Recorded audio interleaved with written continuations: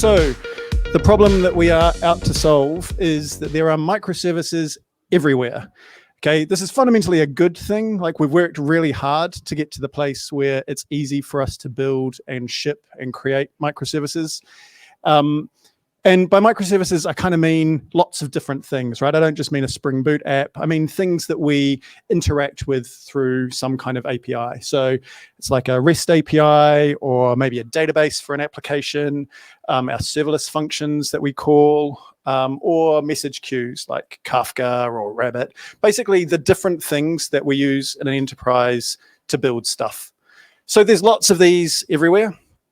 And that's great. But it means that we're doing lots of plumbing, right? We're writing lots of kind of code to connect this stuff together. And it's boring to build, right? It's not particularly fun work to be stitching together Swagger specs or connecting a protobuf spec to a Swagger API to the 3 other Swagger APIs I need to get done. And they're also really boring to maintain. And they tend to be brittle, right? This code that lives on the edge of our boundaries, or on the boundary of our systems, it's where stuff breaks. And it breaks because people that aren't us ship changes. Like, we're fine. Our stuff's fine. It's other people who break our stuff, right? And this is kind of a proxy way of saying, look, this is really expensive stuff to do. It costs a lot of money. It costs a lot of time. And it's not time that's spent shipping features. It's just time that's spent gluing stuff together. And so the solution is quite obviously automated integration using Kotlin type aliases, which is a proxy to semantic contracts. Okay, so let's dive into that part and kind of explore what I mean by that. API contracts are kind of well understood. I suspect everyone in this room has had some interaction with OpenAPI or Swagger at some point, I presume, yeah? Probably some protobuf floating around the room, definitely some databases, yeah? Even if you're not doing any of that stuff, right? Even if you're not shipping some kind of formalized API spec, you've probably got a data class or a controller or something in your code that specifies the data that my service is going to take and the data it's going to give back, right? So even if you haven't kind of published a spec, the reality is there is always a contract, right? Even if you haven't written it down, your code has a contract that is expected. Most of this stuff focuses on how. So it talks about, how do I call your service? Like, what's the address where it is? How do I serialize or deserialize stuff when I'm talking to you? What's the byte array offset? What are the keys that are in the map, right? Is it a get or a post? Like, how do I talk to you? And it tends to be formal. So it tends to be well documented. It tends to be a thing that we publish. And if we change it, we kind of expect stuff's going to break, right? It's a formal contract that exists between 2 parties.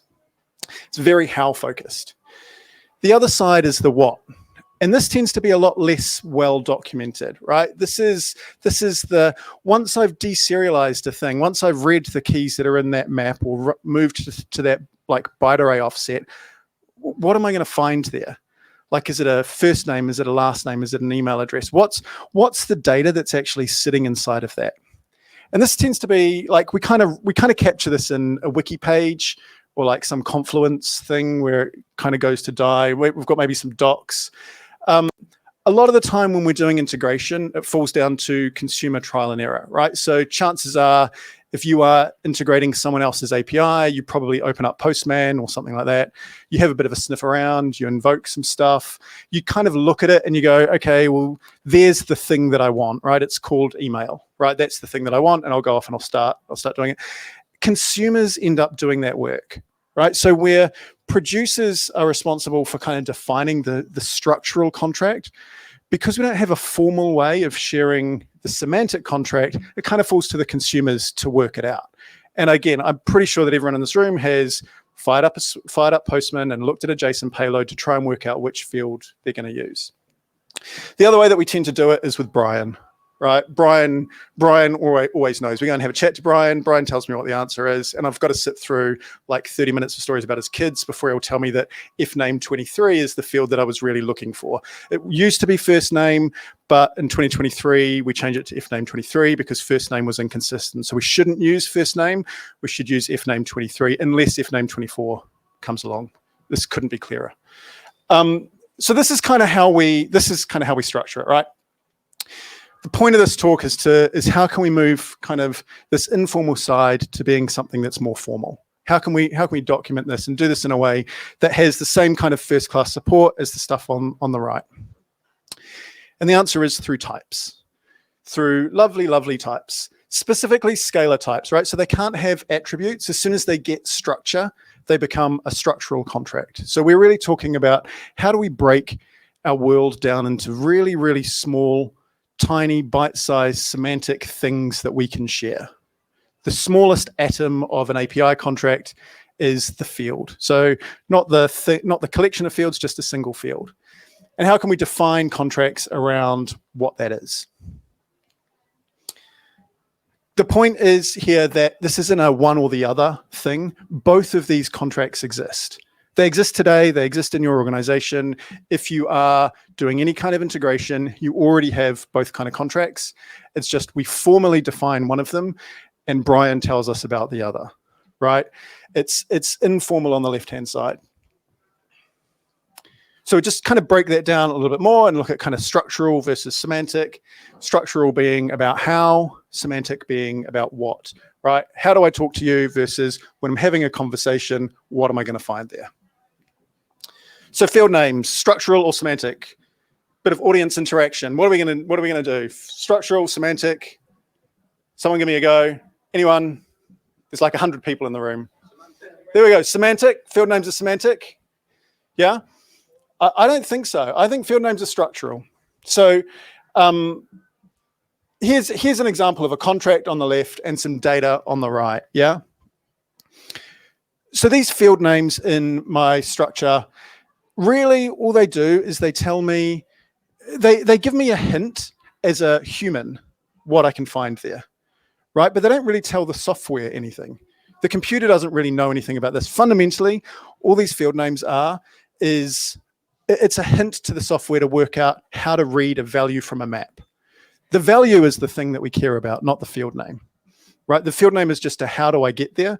The what is the thing. So we can look at this and we can go, okay, cool. I get that it's Jimmy.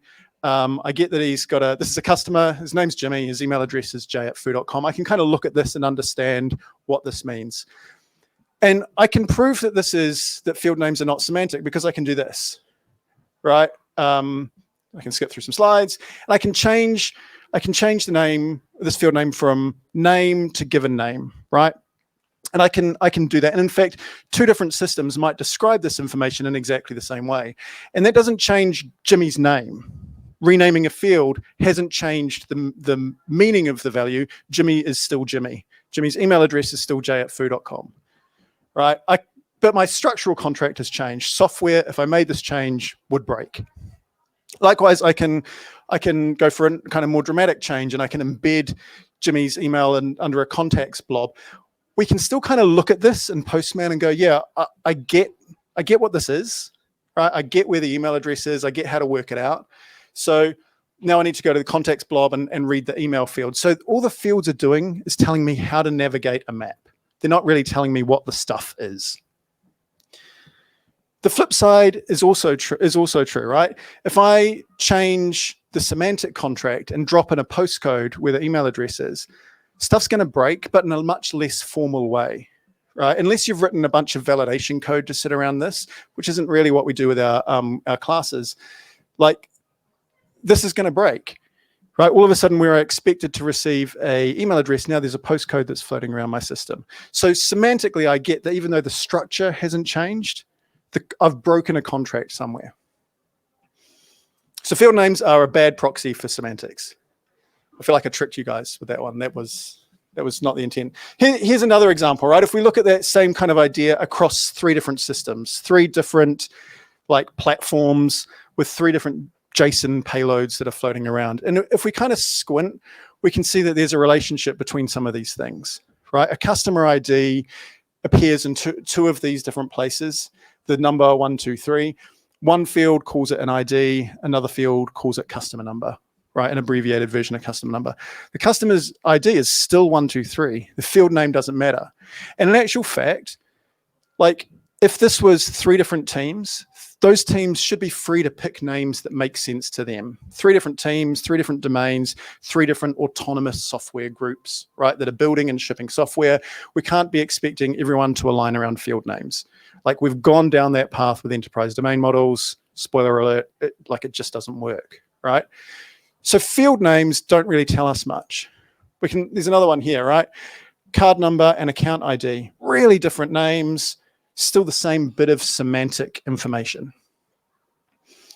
So where we kind of end up is actually the values that we're passing around, they have field names, but the content of it has a semantic contract. And if I can label it, I can start doing cool stuff. So if I can say that the ID that's passed in here, the field name is ID, but the value, the semantic contract is a customer ID. Likewise, between my cards and my balance models, they're called different things, but the semantics of it are you're going to find a card number in that field. We can take those semantic concepts and we can embed them in our API spec. So maybe I've got maybe I've got an open API spec. We can embed it kind of directly in there with some metadata. If I've got a protobuf spec because I'm doing gRPC or I'm doing kind of protobuf on the wire, I can embed it in my protobuf spec. Or if I'm doing good old-fashioned Kotlin, I can add a data type annotation. So I've got a type alias and then a kind of little annotation that lets me start adding metadata to that type alias. Regardless, 3 different systems, 3 different ways that are kind of native to those systems that I can embed this metadata and start sharing these semantic contracts to say, no matter what I call it, here's a place where you'll find customer number and here's a place where you'll find card number. So that kind of leads us into semantic contracts. What are they? Well, so they're a collection of terms. There's small scalar terms with a real kind of clear, explicit definition. We've defined them with the same level of rigor as we define our classes. And they're shared between systems. They're designed to be shared, right? So if we look at that, here's a collection of terms from my last slide: customer ID, card number, account balance, and we can strongly type them. So we can chuck a type alias around them and they become strongly typed in Kotlin. Or we can use value classes for them as well, right? Like two sides of the same coin, matter of taste, whether you prefer one or the other. Regardless, they become strongly typed kind of terms that are designed for sharing. They're scalar data elements that have the same semantic meaning. Scalar because they have no structure. As soon as they have structure, they become structural contracts, and we're trying to keep those 2 things very separate. So here we go. We've got these, here they are again, embedded in our contracts. We've got ID, customer ID, shared between 2 different systems. Field names don't matter, but I can look at it and I can go, if I want to read the customer ID from this thing, what's the field name? So we can start doing some inverse around it. We can say, actually, I care about the data. I don't care so much around the contract, the structural contract. The structural contract is really important for software to understand how to talk to different systems. But for consumers, if all I want is the customer ID or the card number, then I don't really need to care about the field name that it comes from. Structural contracts must be semantically the same for them to work, right? So here's 2 different film review systems. One is from IMDb, one is from Rotten Tomatoes.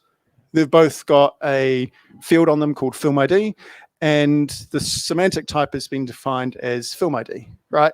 When we look at the data, we can see that they're not the same bits of information, right? They define data in different domains. One's in the domain of IMDb, the other one's in the domain of Rotten Tomatoes. So they're semantically different. So we can't do this because this violates the semantic contract. The semantic contract in this space is saying, I will tell you the ID of a film within the IMDb world. That's its semantic contract. However, because they're types, we can do all the same kind of things that we do with types anyway. We can namespace them, right? We can put them in packages. We can even use inheritance to say, actually, IMDb and Rotten Tomatoes, their film IDs, they're both specializations of the idea of a film ID. So it means that we can do things like say, show me all of the film IDs, or just select things that have a Rotten Tomatoes film ID, or just select things that have an IMDb film ID. Because it's a type system, all those tricks that we know and love from our years of type systems apply.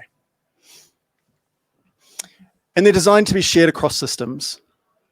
So if we look at kind of the different types of contracts, structural versus semantic, structural contracts change all the time. And we know that this is true because we've all worked really hard to make it possible.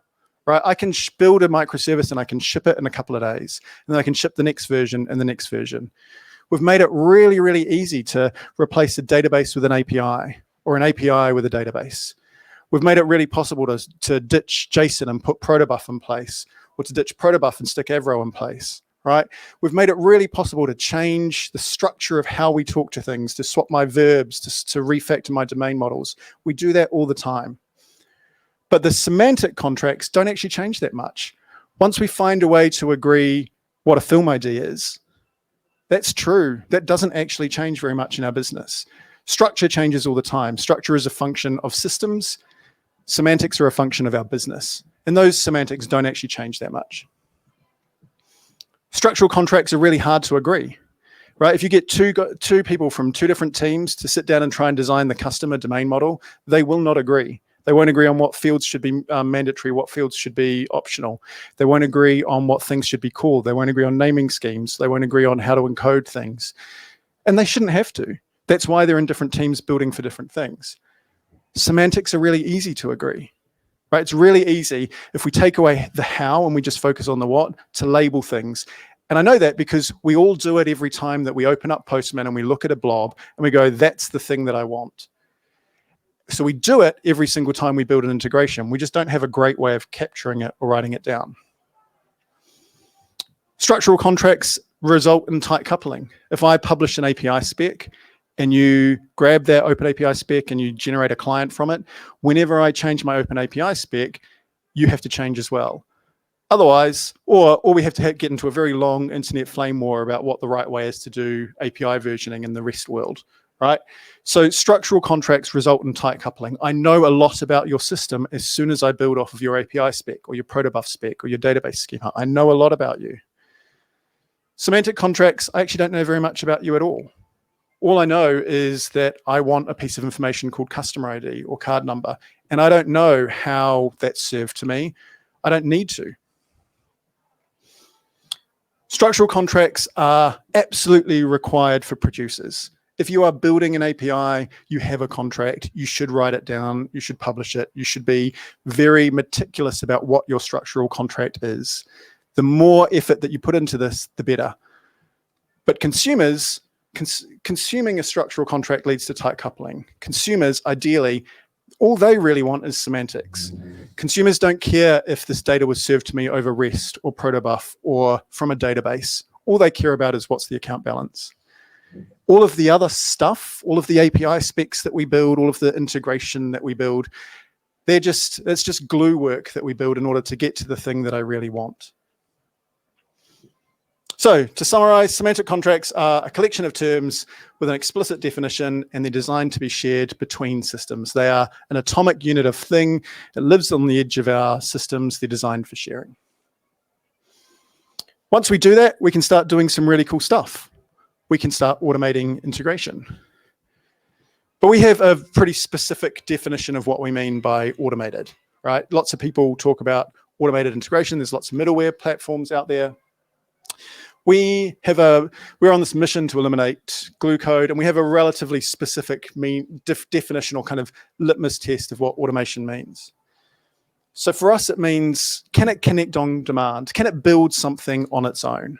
So if a developer gets a requirement like given this customer's email address, what's their account balance, and they have to stitch together a bunch of systems, if they have to go off and write some integration code, or if they have to go off and design some integration in like a drag and drop designer, or if they have to go off and write a GraphQL resolver, right? That's not automated.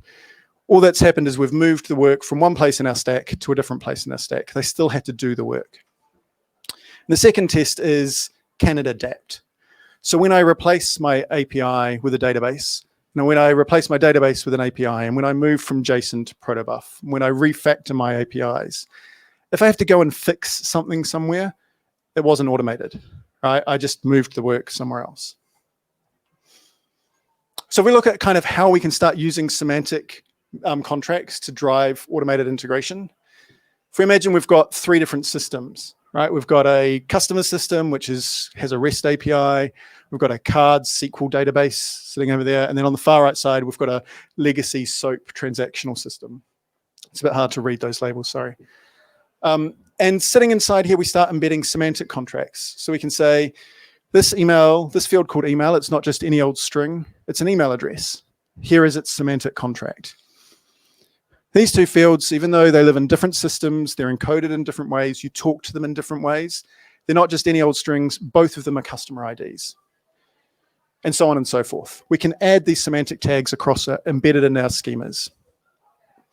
We can take those schemas and we can publish them somewhere. And when we do that, we can build this big old graph where we can understand how all of our different systems relate and how the data between them can be shared. Which means when we do this and we get this requirement of, given this email address, what's the account balance? Without us having to have previously seen this requirement or previously built any integration, we can work out that in order to do it, we take the email address and we first do a REST API call, then we take the results of that and feed it into a database query, and then we take the results of that and we generate a SOAP payload to give me the balance. Now, in order to do this, we need both a semantic contract that tells me what the data is, and I need a structural contract to tell me how do I talk to these systems? How do I generate this REST request? What is it? Is it a GET or is it a POST? What does it need in its payload? How do I talk to the database? What driver is it? Where does it live? What kind of query do I need to build? How do I talk to, I mean, no one knows how to talk to SOAP, but like, how do I generate a SOAP? Yeah, I don't know. But we need to understand structurally, or we need to understand the structural contract, and then we need to understand what's the semantics of how do I read the responses and how do I generate them. So we need both of these contracts. Without both, we can't do this automation. Once we've done that, so then we can start doing cool stuff like consuming data using these semantic contracts. So here's our collection of terms, our strongly typed collection of terms. If we're building in Kotlin, these are type aliases, right? If we're building in C#, I think they're called type aliases there. If we're building in TypeScript, they're called type aliases. But we have this kind of collection of terms that are shareable between systems, right? So we can start using them to write queries, to ask for data. We can say, given this thing that I know, like a customer ID of 123, find me the account balance. And I don't need to talk about where the system is or how to do this because we have this graph that will work it out. Or maybe I can go a bit richer and I can say, right, given a customer ID of 123, here's the data that I want. I want to know the customer's name and I want to know their account balance. And there's a couple of things to note about what's going on here. As the data consumer, I'm defining the contract. So I'm defining the names of the fields that make sense to me, right? I'm decoupled from the producers. So if we have a field, if Brian's named as field if name 23, right? I'm decoupled from that. Or I'm saying the data that I want is the customer name. The data I want is the account balance. Also, because I've defined the data contract that I want, specifying the data that I want, when my ecosystem changes, my data contract doesn't, because I'm not coupled to field names, I'm coupled to semantic contracts. This is the data that I want. It's up to software to work it out. So this query that we're showing here is an example of Taxi, which is our open source language for doing this kind of stuff. Equally, I could do it in Kotlin. So I could take a type alias of a film ID, which is a kind of integer, right? And I could chuck a data type on it, annotation, because that's how our framework works. We need a little annotation in there to say this is a thing I care about. And then I can build a data class that describes the data that I want, right? The film ID and the title. Again, field names are up to me to define. And then I can write a query that says, find me a list of films and give it back to me as the data that I want. So find me some information and format it in the way that I want it. And if that query takes 19 different hops and 19 different orchestrations between different places in my service, or if it only takes one, I don't know. Like, I'm not involved in that. I'm a consumer of data. I'm saying the data that I want. So putting it all together, we end up with Taxi on the left-hand side, which is a semantic metadata and query language. Right? It's a way of defining these semantic contracts, and it has bindings in a bunch of different languages. We've got Kotlin and TypeScript and tooling for OpenAPI and for JSON schema and for protobuf and for Java, and we've got a bunch of other stuff that we're working on. So this is a way for me to define my semantic contracts and then embed those contracts within my existing API specs. And then on the right-hand side, we've got Orbital, which is the thing that we build, which is basically an automated data mesh. How do I take all that stuff and build the integration on the fly? Whew. No more slides. Time for a live demo. This is always going to be fun. I lied, one more slide actually. So our demo takes place in the exciting world of films. So we have down the bottom, we've got a bunch of different data services. We've got a database that has a bunch of films that my fake film producer company creates.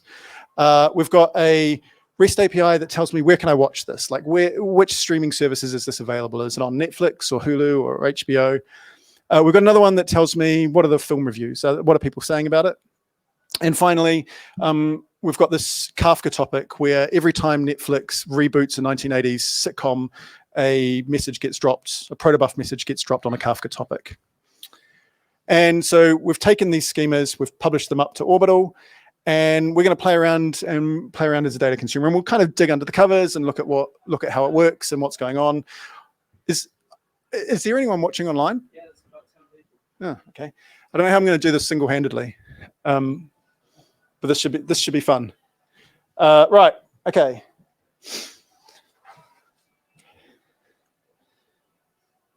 So.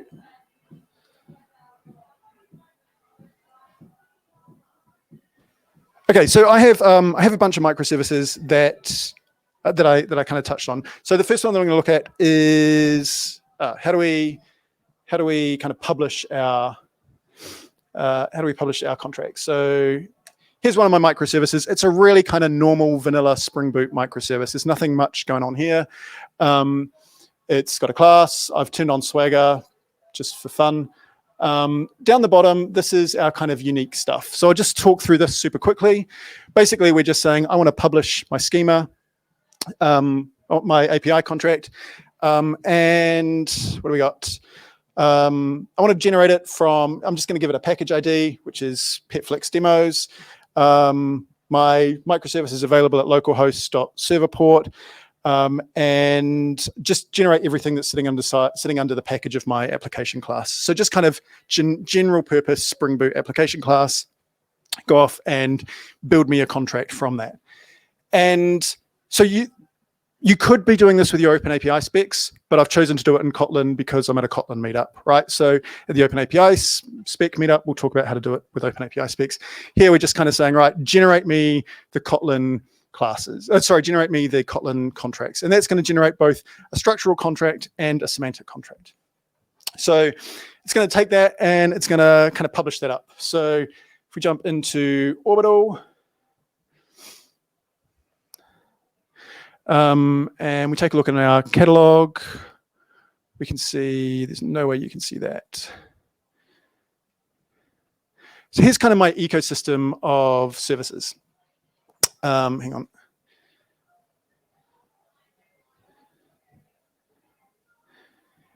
And we can see that we're using these semantic types to describe things. So like my streaming movies provider that tells me where I can watch things, its input is not just an integer, it's a film ID, right? And what it's giving me is a collection of data called a streaming provider. And so if we kind of start to click around, we can see how everything, we can see how everything kind of relates, right? So the thing that's coming, our data that's coming out of our database has the schema. It has semantic contracts associated with it. So its film ID is a type of film ID, and we could take that and we could feed it into our streaming movies provider to work out or look up where can I view this movie. So these atomic semantic contracts become shareable across the system. Okay, so then we can use that to start doing queries. And so I'll jump back into the IDE and I will do that inside Kotlin code.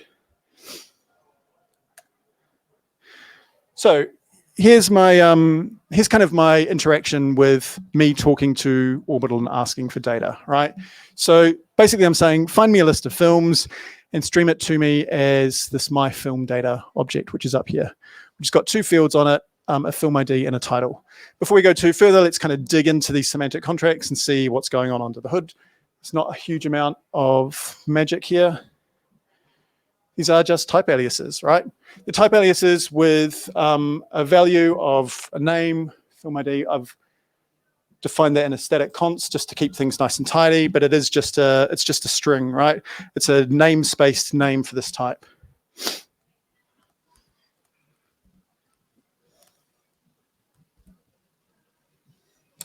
So I'm just saying, find me some films and stream it to me as this. So I can run this query. It doesn't talk about where to get this information. It's not really my job. Producers have embedded these semantic contracts in their APIs. In fact, sorry, I skipped over that. Let's take a look at let's take a look at that. Let's take a look at a streaming provider.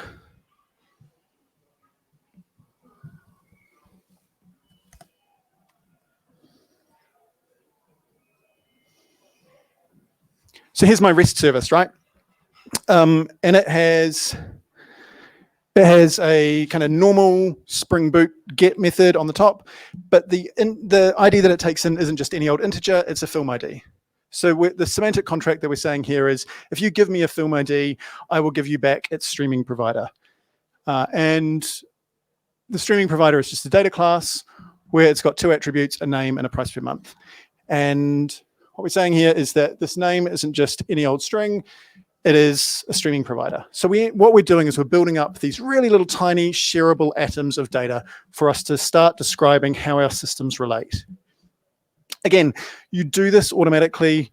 So you do this yourselves when you're building these integrations. You're assigning these labels yourselves. We just don't have a great way of sharing them today.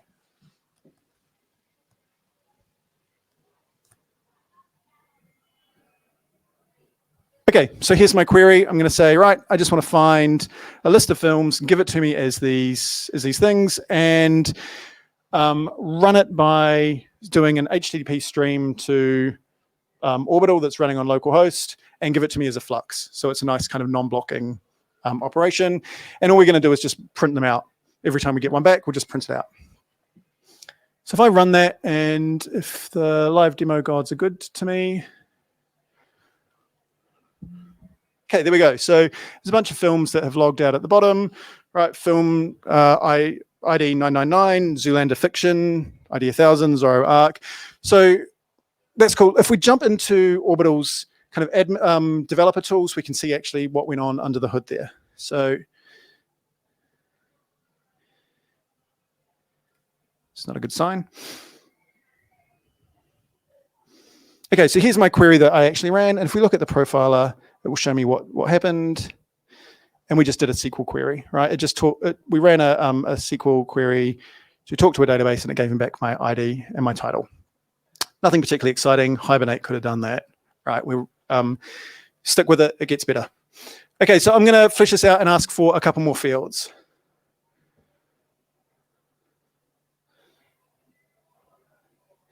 So I want to know where can I watch it. I'm going to put this down.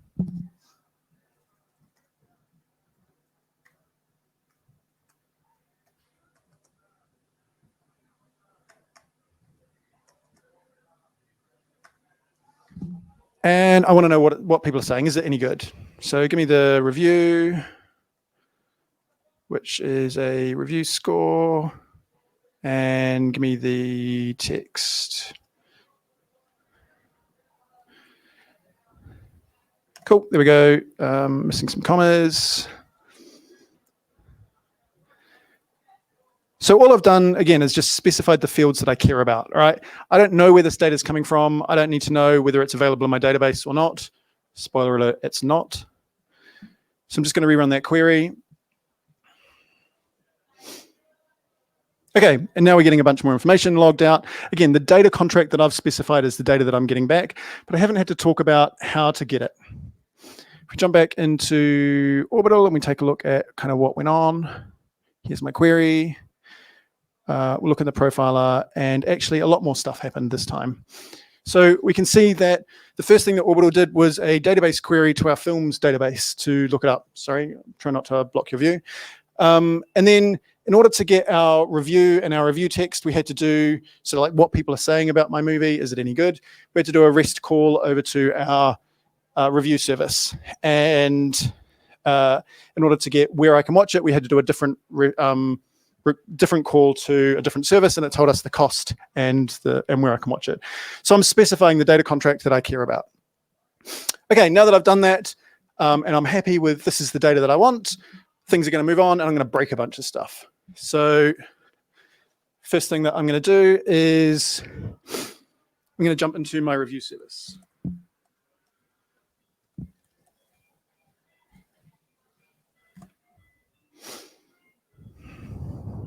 Okay, so this review service, it takes in a film ID and it gives me back a film review. And things have changed in my organization, and we're no longer doing our own reviews. We've now outsourced it to this company called Squash Tomatoes. So Squash Tomatoes are now where we're getting our reviews from. And they don't know my film IDs. They have their own ID scheme, Squash Tomatoes film ID. So they're not going to tell me what our internal film ID is. They're going to tell me it in Squash Tomatoes. So let me just redeploy that. It's just like it's a tiny change, right? None of the field names have changed, but we know that field names are a bad proxy for semantics. The semantic contract has changed. So I redeploy my service, and I'll jump back into my query. And I'm going to rerun my query, and all things being equal, there we go. I've still got my reviews coming out. But how did that work? Well, because the IDs that we got out of our database, they're a different ID scheme. So if we jump back into Orbital to kind of take a look at what's going on, grab the latest query, look at the profiler. And because the semantic contract was different, there's this additional place that we've had to go to resolve the IDs. I've needed to swap out our internal film ID for the Squash Tomatoes film ID. Now, for me as a consumer, that's an implementation detail that I really don't care about. I'm not in the business of becoming an expert about different ID schemes in our business. I'm in the business of providing really cool information about where people can watch my really cool movies. So the implementation of detail of this, I don't care about. And really importantly, when that change happened, I was abstracted away from it. So we broke the semantic contract of a service, and the consumers were protected from it. Let's break one more thing.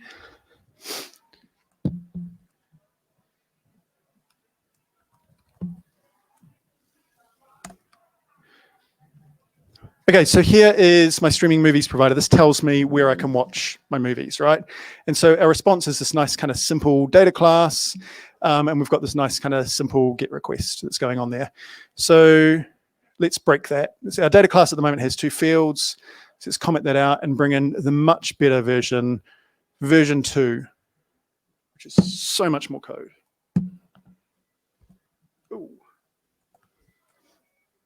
Okay, so this time we've swapped our get request for a post request. That's a breaking change, that counts. Where we were passing the ID and the URL, now we have this request object that someone needs to construct, this streaming provider request.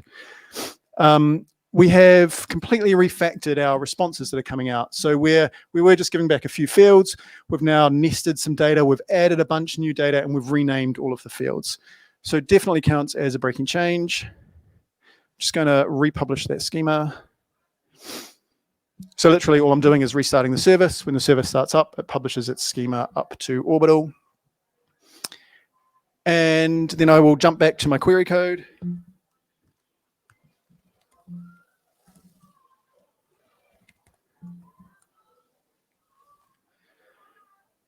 And let's rerun that query one more time. Again, for me as a consumer, oops, nothing has changed.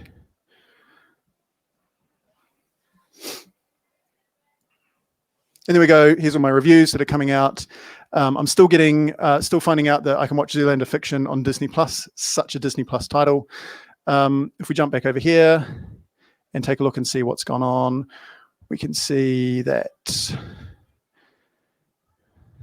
our request has changed from being a get to it's now a post. That's a bit tricky to see on the screen. You're going to have to take my word for it. we go. It's now an HTTP post that we're doing in order to send that off. So we broke the verb, we changed the way to interact with it, we changed the URL, we refactored the response that we're getting back, moved things around, nested some stuff, changed the field names. But because we have a semantic contract for consumers, they're protected from all of that. We can kind of dive in and take a look at and understand. So actually, here's the actual query that's going on. That might be a bit hard to see. Let me zoom that in a bit. This is the actual kind of taxi query that's going in. So the Kotlin SDK is generating this for us based off of the types that it's passing in. So if I just run that in our IDE here, there's my results. But we can actually drill down a little bit further and go, right, how did we get to a review of 3.7? So 3.7 started off with, go all the way back to the start, it started off as a database query to which gave me back a film ID of 1, which then we passed into another service to look up the squashed tomatoes film ID of squashed 1, which we then passed into a different service to get me the film review score of 3.7. So because we're not building this integration, because we're kind of offloading it to something else to do it, we also get super cool observability, like what's actually going on between our systems. Okay, one last thing I want to show is, this is all well and cool, but we don't live in a request response world anymore. Like things are moving faster than that. Everything's about streaming data these days. So I'm going to jump back, and this time I'm going to say, right, rather than finding me a list of films, I want to stream these new film release announcements. So this is a message that's getting broadcast on a Kafka topic whenever Netflix announces a reboot of a 1980s sitcom. They put a message on this message topic. But for me as a message consumer, it doesn't have all of the message data that I need. I need to know the ID, the title. I need to know where people can watch this new rebooted 80s sitcom. And I need to know what people are saying about it. So this is the data that I need. So at the moment today, when we're building streaming applications, we're tightly coupled to the data that's on the message. Classic like architecture challenge. Do you have an anemic message? Do you have a big fat message? How do you appease all of your different consumers? And it just kind of shows that actually structural contracts become this really conflated concern, right? Everybody, you end up having to appease everybody or appease no one. Where in actual fact, what we're saying here is, I want to stream this data, but this is the contract that I want. So I can run that. So this time the query has changed because my needs as a consumer have changed. And we should start seeing, there we go, data getting streamed out as it's coming in. And if I jump back into Orbital and we take a look at that query as it's running. So this time it's quite a different integration plan. Oops, it's really tricky on a mouse pad. So we start off with a Kafka, we subscribe to a Kafka topic, we do all the protobuf deserialization, which me as a consumer, I don't really need to care about. We take that data and we feed it into a handful of microservices. Because Netflix is giving us the information using their ID scheme, again, it's different from the ID schemes that we've used for squashed tomatoes and for our internal films. So we need to call out to a different service to resolve those IDs. And then I can finally pass those IDs up to our review service and off to our streaming provider service to find out where to get it, and off to my films database to look up the title. And all of this stuff is kind of happening under the covers. I don't really need to know about how to do this. I can just say, this is the data that I want, and it's up to the middleware to work out how to do it for me. And when things change, it's up to the middleware to adapt. Here endeth the demo with no breakages.